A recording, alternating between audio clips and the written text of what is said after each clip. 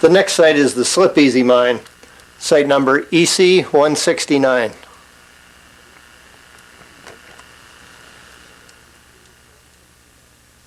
(14th, 1999). Earl Bennett in the field, and I am at this morning our first stop, the Slip Easy mine, which is on Boulder Creek.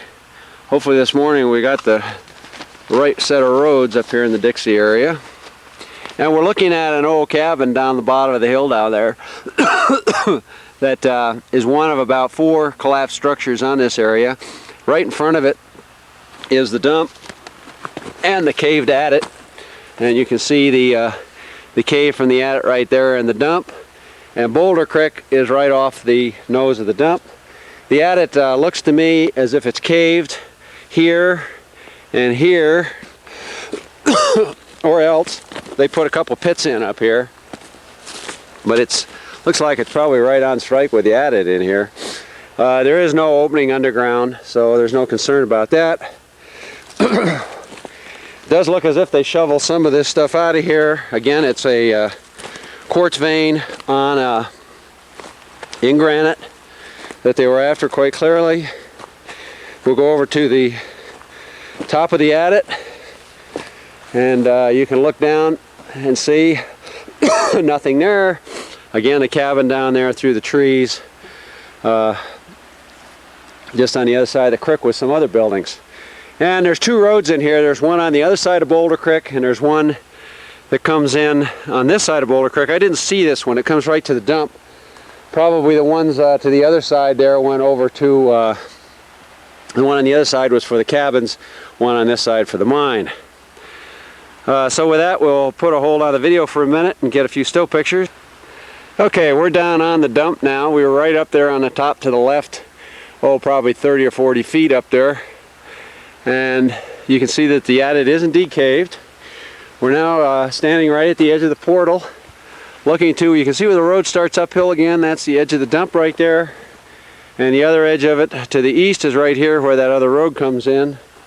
And it's about 25 feet out to the edge. Looks as though it's about 10 feet thick on average, although of course more on this slope than not. We made a mistake up there. The creek does not impinge on the dump. There's the creek over there. It's a good ways from the dump. Although the floodplain, you can see how lush the vegetation in there. Undoubtedly there's been water up to the edge of the dump, but it doesn't look as if there's been any erosion down along the edge. We don't see any seeps or anything. This is the old mill, not a log cabin. It's in here. We're going to go around and get a little better vantage point over here in just a second. Yeah, we're back in there now. You can see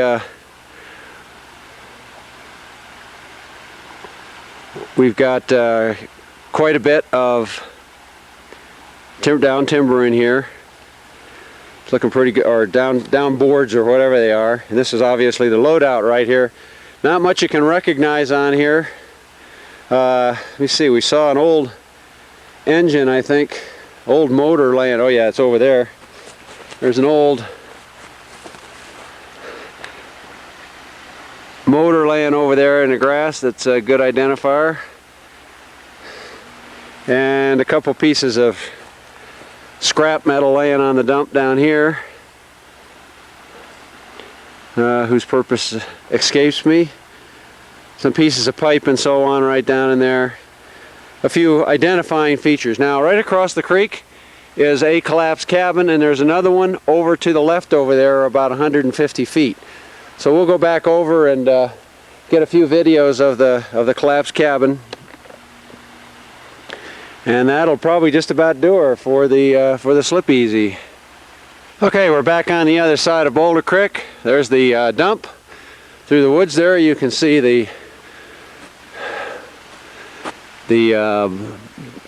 old mill site.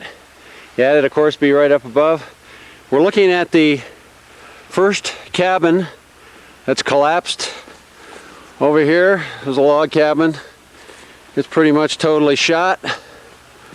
Not much left on it. Round nails in it, so nothing, probably very historical on it anyway. And as we turn, look over the top of the bike, we're in the little parking lot here, I guess.